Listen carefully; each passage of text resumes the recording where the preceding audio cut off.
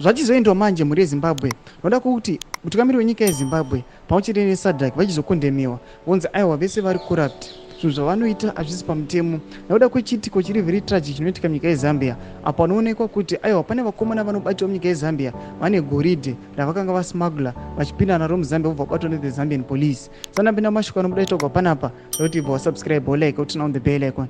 Aiwa mhuri yezimbabwe zvazongobuda pachena kuti Hichilema anozongoramba ari munhu anoda kuinfosa mutemo.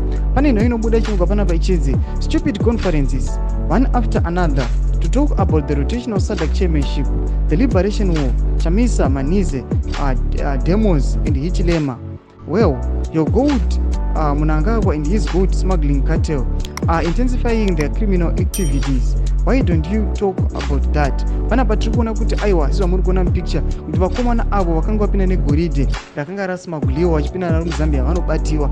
Panapa tiri kuona kuti sadhakiro yechikondema zvinzi munongoya muchingotaura nhau yehuchairmanship nekuya muchingogadzana zviri rotational asi musingaadresi these issues dzinoaffecta manations at large, nhau dzekusmagulwa kweminerals emunyika, nhau dzemaelections hadziadresewe but munongogona kungopanana chairmanship nezvigaro nekuda kuti mungoramba muchiclinga on to power. Ndona panapa vane vachiincluda Sarah Hakainde Hichilema chiti aiwa Hakainde Hichilema kuza zviinvolva kwakaita paThe SADC summit akanyatsoratidza kuti aiwa ini handikwani pavanhu ava, vanhu vanoita zvinhu zviri fraudulent, zvinhu zviri illegitimate. Iye nekuda kwokuti aiwa anoda kuenforsa mutemo, anoda kuti zvinhu zviitwe accordingly. Tiudze mafungiro enyu munoti kudii pamusoro pechitiko ichi. Aiwa kubatwa kunoitwa vakomana aiwa munyika yezambia vachipinda negoridhe ranga rasmaguliwa munyika yezimbabwe. Tiudze mafungiro enyu pindai comment section medu, musangano subscribe like